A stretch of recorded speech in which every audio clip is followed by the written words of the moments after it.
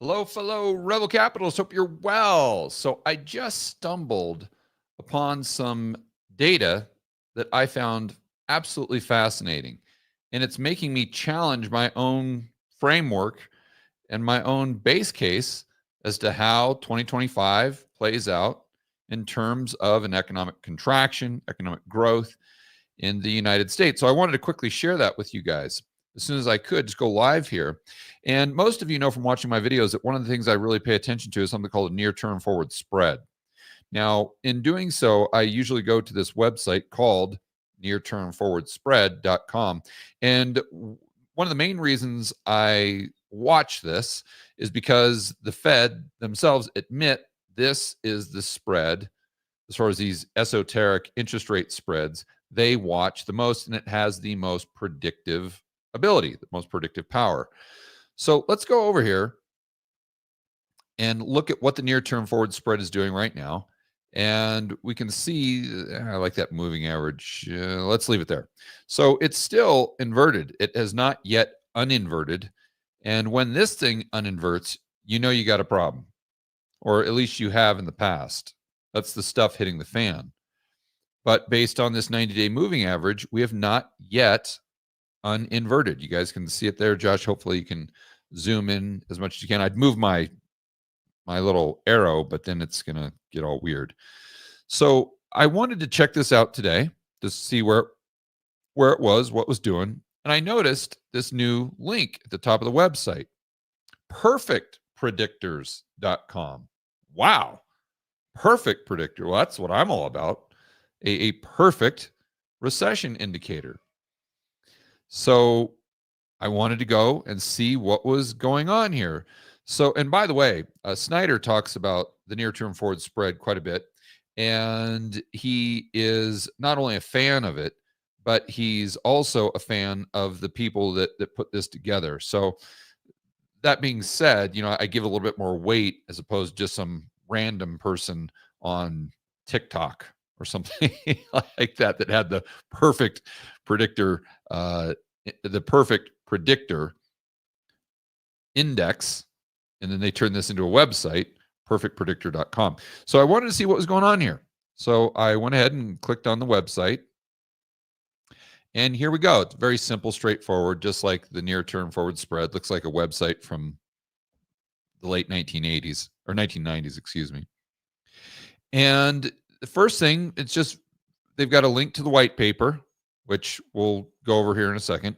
And then they've got download data. And they've got some charts. The line that I want you to pay most attention to is the blue line. And what the short and sweet here is they took like 685 million inputs and put them into a supercomputer, and then had the supercomputer crunch these numbers to determine, out of all these crazy spreads and derivatives and forward interest rates and euro-dollar curves and all this stuff, did any have a 100% predictive ability? And the way they're defining it, number one, was the predictive tool triggered? And if so, did we have a recession within 12 months? That's the parameters. That's how they're defining a perfect predictor.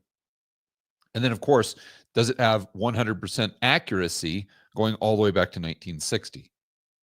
So if the spread or whatever the esoteric interest rate was, it had to fit into that bucket, or else it was eliminated. So they used a supercomputer. I think it was something like 800 GPUs. So for you tech geeks out there, you'll know what that means. And this is basically a chart summarizing their data. So it goes from 0 to 1. And basically, this is almost like a light switch. So it's like either on or off. And when it is on, it's at 1. So, and again, just let's focus on the blue line. When this hits 1, you get a recession within 12 months every single time. That said, this perfect recession predictor was done in 2024. Okay. So now, and this is just the entire website right there. Let's go over to the data, and it actually makes a lot of sense. But when I first was looking at this, I was like, yeah, this kind of, what are they doing here and how are they doing this? But right here, you've got the perfect 12-month, and that's what we want to focus on. So this goes back to 1961. And we can see that with the perfect 12 months, this was nothing going on here. It was basically at 0, 0, 0, 0 in 1962. Then we keep going.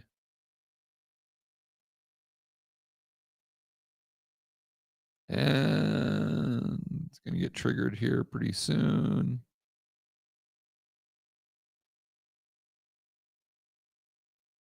I know. There we go. I knew I was going to go whizzing by it.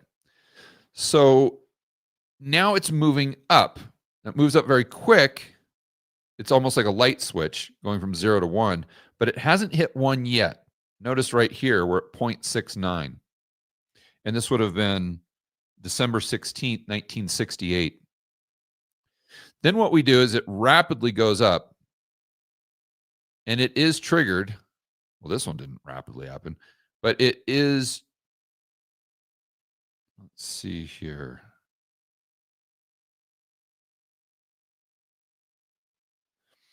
So this would have been triggered, or it wasn't triggered. This one didn't get triggered. Interesting. So let's go back to that chart.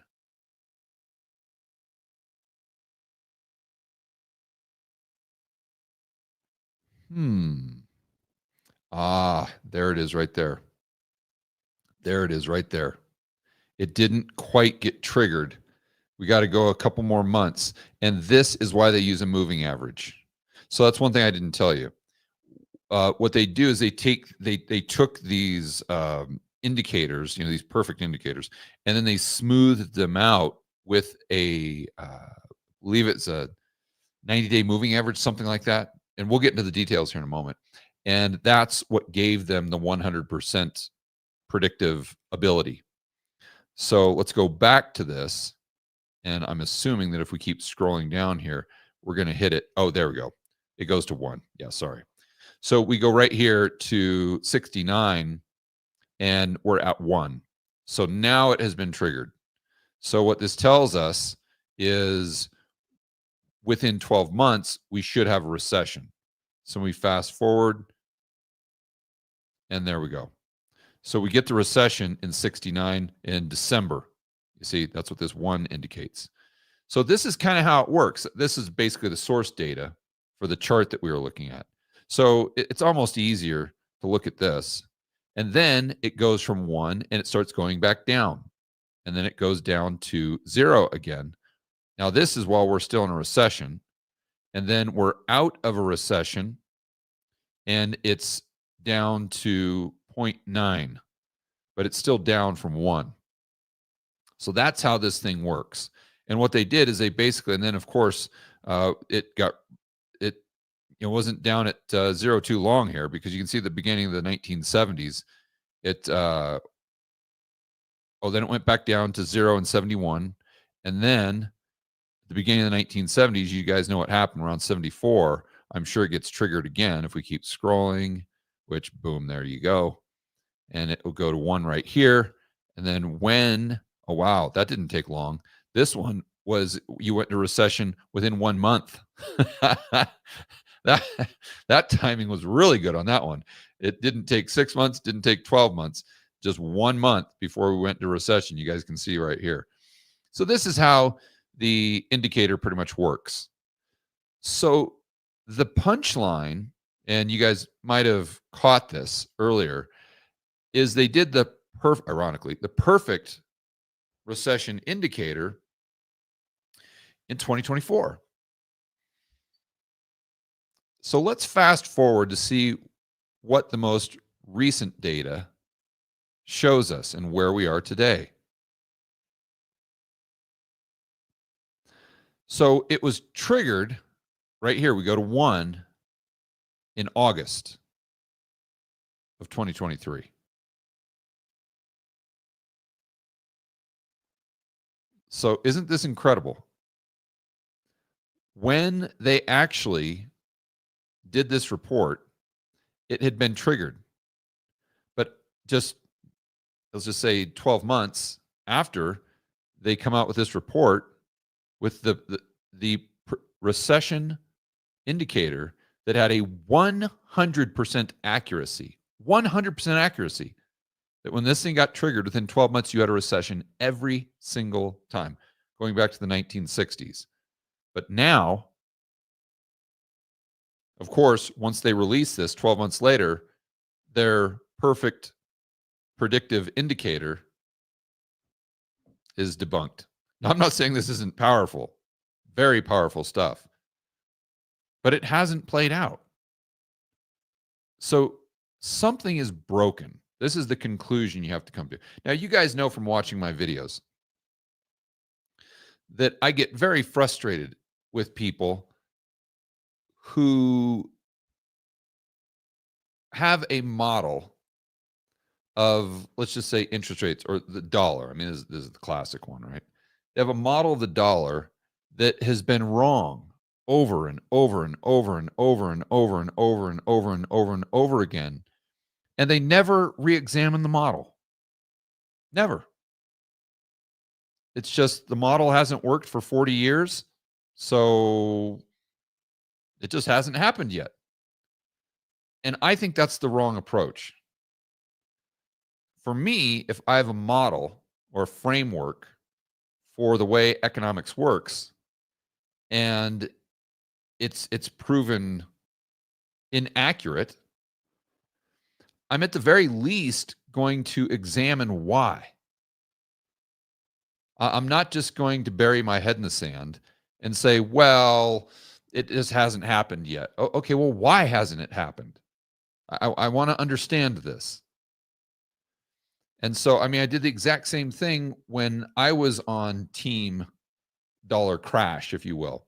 When I first started doing videos, I saw the world through the lens of Austrian economics, and most of the influential people over there that are great guys and great friends, but I saw the world the same way until all of the predictions, it's just the model is wrong over and over and over and over and over again. So as an example, every single thing that I thought would make the dollar go down or interest rates go higher happened. And yet the dollar went up and interest rates went down. So I had to re-examine that and say, okay, instead of doubling and tripling and quadrupling down, you got to say, maybe the model's wrong. And I found out that back then the model that I was using was absolutely wrong. And that helps you improve. So here, I don't know if the model is wrong, but I definitely need to re-examine for sure. I have to re-examine this because and now let's actually go back to the report here that they had, the white paper. I believe, here we go. So this is November of 2024 when this came out. And in this white paper, they explain how they did this. Now, I'm not going to spend a lot of time on this. I just want to give you guys an FYI, especially those of you who are kind of tech savvy. You might appreciate this. So they evaluated 645 million series using a supercomputer with 800 GPUs. CPUs, I'm sorry, GPUs. I got AI on the mind. CPUs operating in parallel and find 83 spreads. So these aren't the 2-year, 10-year. These aren't your typical, just inversion of the yield curve, 3-month, 10-year, something like that. Not even the near-term forward spread. These are very, very esoteric. They're using future rates. I mean, one of the most powerful was the Actually, I've got it right here, guys. It's going to be faster for me to look it up on my phone than it is to find it in the report. It was the spreads with a time horizon of 4 years and moving average and 1 year, and then they actually did a 1 month as well. So they took, starting on a 4-year horizon, a 1 month interest rate, and I believe it was on the 1 month T-bill. And then they went out another, I'm not sure how long. And then that was the most powerful spread that they found.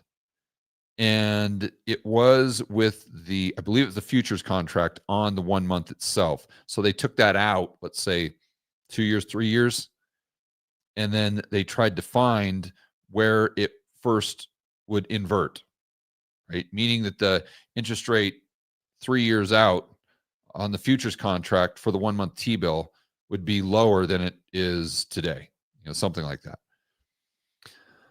So the point here is that they're not just using the basic stuff that I talk about all the time on my videos. They're using quite literally millions of different little esoteric spreads with derivatives. And then they're plugging that into a supercomputer. This, I don't know how you could do much better than this, unless you take this and include maybe the non-farm payrolls, the labor market, because that's one thing they eliminate. I read most of this. That's one thing they eliminated right away because it didn't, it was like 60, 70% accurate. It's like, oh, that's not good enough. But maybe it's something you've got to take some real world stuff along with the esoteric, combine it, and that's the model moving forward. But my point is, if the supercomputer and every single crazy derivative got it wrong, something has to be broken. Something has to be broken. And this requires further research by yours truly before I can come up with an answer as to why it broke. And if I can't come up with an answer as to why it broke, well, then I need to go ahead and re-examine, or maybe re-examine my base case, not just re-examine the model. So I wrote down a couple of things that the first, I'm racking my brain as to what on earth, why has this taken so long here? Why are we already 2 years past? Well, I guess we're not 2 years past it yet, but we're definitely over 12 months past when this should have hit. It should have hit by August of 2024. And as of right now, we haven't seen anything. And the first kind of idea that popped into my mind is maybe this is just all about the global economy. And it just so happens that if we go back to, now I haven't back tested this, which is one thing I want to do this weekend. And of course, I'll share the results with you guys. But I'd be curious to see if we were in a global economy. Obviously, we were in the GFC. .com, 90s, 80s, 70s. During each one of these recessions, were we in a global recession? Or was there a time there when we were just in a U.S. recession? My guess is they're all global, or at least with the developed economies. And if that's the case, you couldn't necessarily say that the perfect recession predictor index was perfectly predicting the U.S. recession. It could have been just perfectly predicting the global recession. And it just so happened that the United States was part of that every single time. But this time around, due to a variety of different reasons, the United States has kind of been an isolated, they've been the standout. They have been kind of, they're, you guys might not know this because as an American, you focus on the United States. It's what I do. But if you look at what's happening in China, if you look at what's happened in Germany, if you look at what's happening in a lot of these developed economies, I mean, you could easily say that they have been in at the very least, a technical recession. I think Germany has had like 12 months straight of negative GDP. So, which would fall right in line when you look at the global economy. Sure, that makes sense. And that would fall in line with this perfect recession prediction index. So that was, and looking at the treasury curve would make sense because treasuries are basically the bond market for the entire world, because the United States dollar is a reserve currency. This is how the monetary system works. You guys know that from watching my videos. So you can't look at the JGB market or the the Australian debt market or something like that and compare that to treasuries. It's apples and oranges. So you got to compare the treasury market to the treasury market.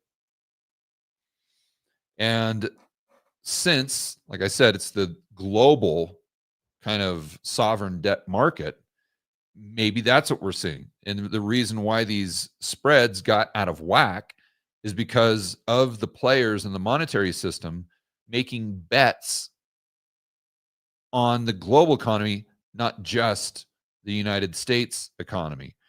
Then the question becomes, if the US has been involved in every single one of these recessions, what are the probabilities that we avoid going the way of Japan or Germany or China this time around? Probably pretty low. I would still assume that, but the timing can be all out of whack. That's for sure. Especially now with what's happening with the tariffs and Trump and kind of the disruptions that we could see there. So that was the first possibility that came to mind. And like I said, I'm gonna have to research this further over the weekend to come to some more definitive conclusions. The second thing that came to mind was, could this be an indicator that is spot on for recession? But over the past, call it 8 months in the United States, we have actually been in a recession, but it's been a recession of the 75%. And even the biggest bulls out there on FinTwit or social media, I think would admit that the middle class has been in a recession for at least 8 months, which would line up with basically August of 2024, right? That 12-month forward from August of 2023. So the poor and middle class, they have definitely been in recession. Nobody is arguing that they're not struggling. And so since this economy that we have right now is so distorted and it's so warped in terms of the top 25%, maybe in the top 10%, versus the bottom 90%, because asset prices, it's so heavily skewed. It's like this inverted pyramid. That's the example I always use. It's just teetering back and forth. And just that single Jenga piece, if you will, is just asset prices. That's it. That's it. Where usually it's not an inverted pyramid. It's like this, where the foundation is the real economy. It's productivity. It's creating goods and services. It's the real stuff, not the financial engineering. Since it's like this, back in these other time frames, the recession, the US economy would have been more reflective of what was happening in the real economy, as opposed to simply what was happening with asset prices and bubbles. And since you have that bifurcation, then you have the ability, that additional purchasing power that has been fabricated, that at some time, those chickens have to come home to roost, but they haven't yet. So that artificial purchasing power that has been propping up the economy, and all the players that are making these bets on the interest rates and these esoteric curves and whatnot that trigger this recession indicator, they're basing their decisions on what they see in the real economy, as opposed to simply basing their decisions on what they see in the S&P 500 or assets. And again, I'm not saying this is what's happening. I'm saying this is another hypothesis I have that would make a lot of sense to me. And I think it would make a lot of sense to most of you watching this video. The next thing is maybe the labor market itself is broken, because we have to ask ourselves, why is it that the NBER hasn't come out and said that we're in a recession? We know that the bottom 75% are struggling, and for them, it sure as hell feels like a recession. Like for them, just because the NBER, or for most of you probably watching this video, just because the NBER hasn't said that we're in a recession, you don't care about that. Your job opportunities are the exact same as they were during the GFC, or what you see as far as standard of living with your friends, your family members, your ability to put a roof over the head. It is no different now than it was in, call it 2009 or 2008. For you, we are living in 2008. And just because, again, the central planners don't come in and announce that, hey, officially, we've got the R word for you, it doesn't really matter. That doesn't help you get a job. That doesn't help you put a roof over your head. You can't go to the grocery store and say, you know what, I need this amount of food, but I can't afford this amount of food. But the NBER says that we're in recession, so go ahead and cut me some slack. You know, that's not going to work. Right? The NBER, they haven't announced it yet. So, hey, we're not in a recession, so just pretend I can afford this food.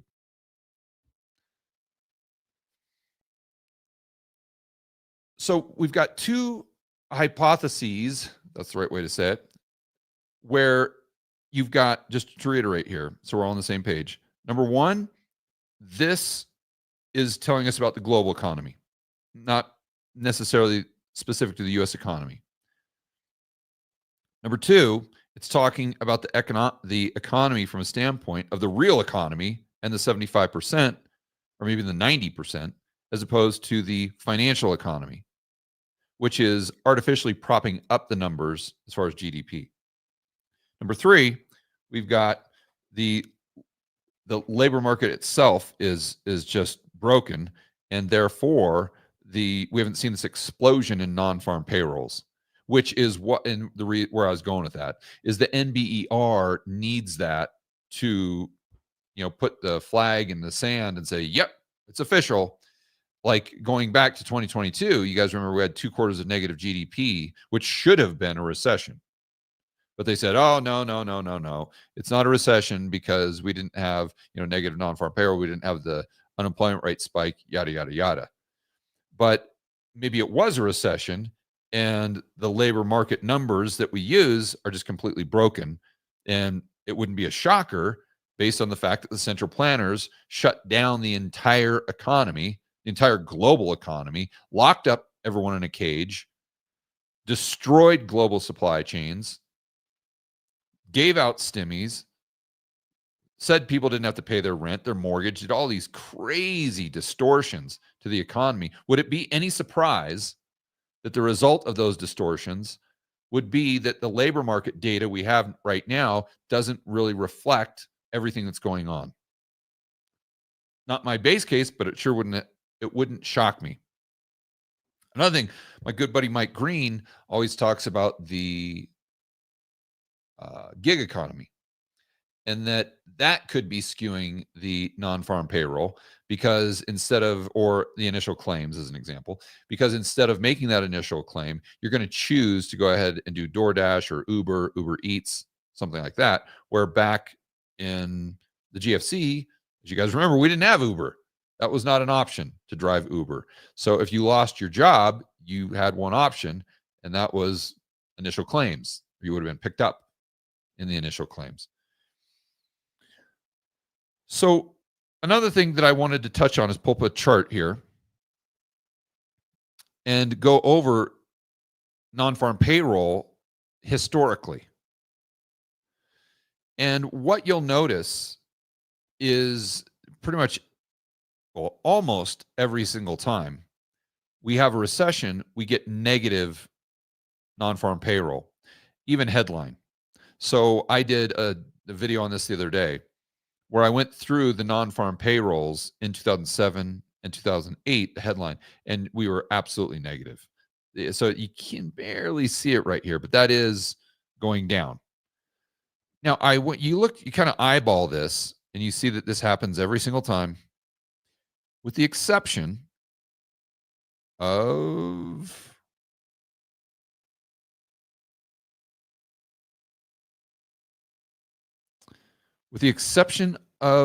the 1974, 75, we had non-farm payrolls positive through about half of that recession. They weren't even flatlining.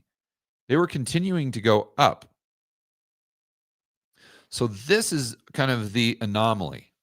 This is the outlier here.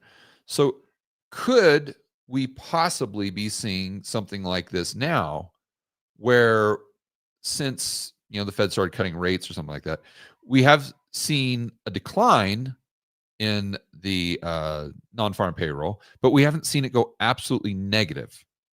So could we be seeing something like this? Maybe. But then my question would be, okay, well, then why is GDP positive?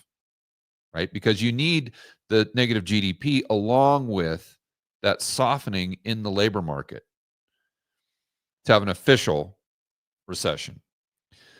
So then what I did is I went back and I looked at what, just as an example, during the GFC, at the end of 2007, the beginning of 2008, what non-farm payrolls, or excuse me, what GDP was, headline GDP before the revisions. So let's check this out. Right here, this came out, this is the Bureau of Economic Analysis. This came out Thursday, August 28th.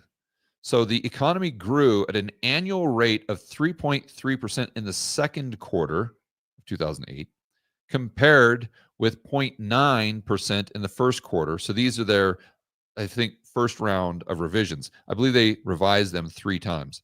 According to the preliminary estimates released, the Bureau of Economic Analysis, the second quarter growth rate was revised up 1.4 percentage points from the advance estimate of 1.9. So the first estimate that came out was 1.9, and then they bumped it up by 1.4 to 3.3 for the second round of revisions. So you can see how after this round,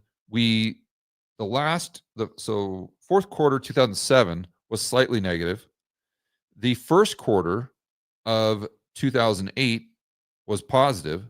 And then the second quarter was like blowout. Like, wow, look at this. The economy's booming. This is in 2008. So now let's go over to some other research I was doing with ChatGPT here and pulling this up. I wanted to see, after the NBER came out and announced that we had been in a recession, they did this in December of 2008. Did they revise them? Did the Bureau of Economic Analysis revise?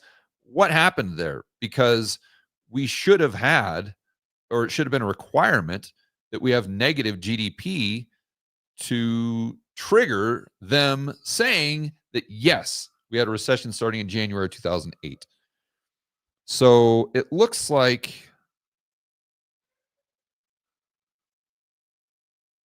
well, this might be interesting. Let's go here first, and then we can go back. So revised estimates. Okay. I'm hoping we've got a chart here. And if we don't, I'm going to make this quick. Oh, boy.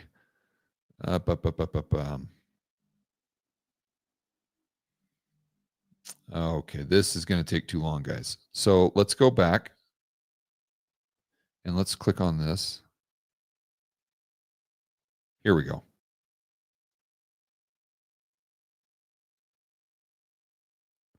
So this is after one of the revisions. Oh my gosh, this is from the World Economic Forum. Yikes. Okay. So it looks like the point 0.9. Now, this might not have been the final revisions, FYI, but it looks like the point 0.9 would have been revised at this point down to a negative 1.8. That 3 point, and remember, the 3.3 was a result of a revision upward from, what was it, 1.9? It was revised upward by 1.4 and then revised back down to lower than it was during the initial estimate. And then we've got a negative 3.7, negative 8.9, negative 6.7. Woo! So my point here, I think you guys get it, is these revisions to GDP can be absolutely all over the place. I mean, they can really, really just, who knows where they're going. So I think there is an argument, a reasonable argument for the fact that we could just be in this mode where the labor market is skewed for whatever reason. It's the labor market statistics are broken, and you just get these massive revisions after the stuff hits the fan. I'm not saying this is my base case. I'm just going through different possibilities that I've thought of. So to reiterate here, these esoteric curves and whatnot could be predicting what's happening in the global economy, which would be totally in sync. Could be predicting what's happening to the 75% of the United States economy, maybe 90%, because it's just factoring the real economy as opposed to what's happening in the financial economy. It's propping everything up artificially. Then we could have where the labor market statistics are just completely broken. Or we could be in a 1974 type scenario where even going into it, the non-farm payrolls were positive. But then what that would require, which who knows what the probabilities are, but it's definitely a possibility, is that once everything's said and done, we get the GDP revisions going back to, let's say, Q4 of 2024, and they're revised negative. That's all I got. That's those are the only reasonable conclusions I can come to as to why we haven't seen this play out. Before I saw this data, I was like, well, it just takes a long time. It took a long time during the GFC. It was about 2 years before the curve inverted, and we're a little over 2 years. So it's all just part of the process. But that's just with kind of broad stroke analysis, like I do on this channel. We're just kind of looking at things like 2s and 10s, Fed funds and 10, 3-month, 10-year, and then looking at like the near-term forward spread and some of these other things in the labor market. But this really changes it for me because of how thorough this research was with all of these interest rates that I believe are a result of people making decisions with their money that have insider information. They have information that I will never, ever, ever, or no one will. No one on CNBC, no one in the Financial Times, no one on Twitter. No one has. We're talking about the financial insiders like Buffett and Tudor Jones and Larry Fink and people like that. They're the guys that have the insider information, and the people running these banks in the Eurodollar market.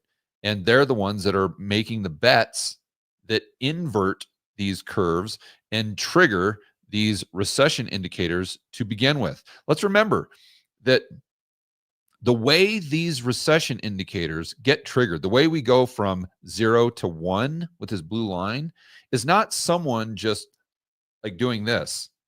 This is a result of people actually making bets with billions and trillions, quite literally, trillions of dollars.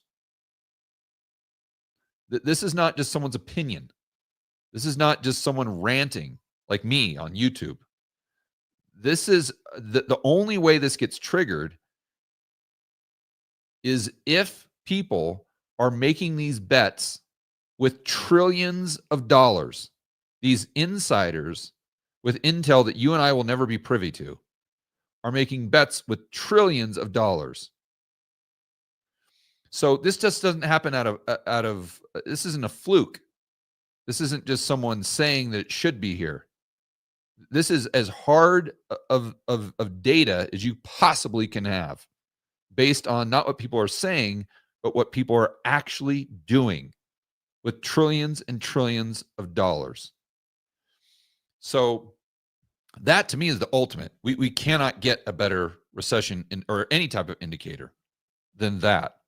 So, but the last thing that I'm going to do is be stubborn about it and just not revisit my own framework based on the fact that as good as the data is there, we still, as of right now, haven't had the NBER claim that we've been in a recession, and it has been well over 12 months, which based on that perfect indicator should have been impossible.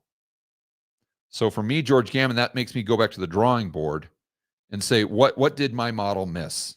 Maybe I need to revisit this. Maybe I come to the same exact conclusion I had before, but I have to have an explanation for this that makes sense, that isn't based on just simply my bias or isn't just based on some sort of narrative. It's actually based on factual information and mechanics of how the global monetary system actually works. So I just wanted to share that with you guys. I thought it was interesting. Hopefully you guys thought it was interesting as well, and gives you something to think about over the weekend. It's definitely given me something to think about. And I'm really excited to dive into this tomorrow and on Sunday to try to kind of continue to poke holes in my own theory and do some back testing on these 4 hypotheses that I shared with you tonight. And maybe I'll think of some other explanations that make sense. But moving forward, whatever conclusions I come to or whatever I discover, obviously, I'll share that with you guys. On that bombshell, enjoy the rest of your weekend. Make sure that you're standing up for freedom, liberty, free market capitalism, and objectivity, and critical thinking. And we'll see you in the next video.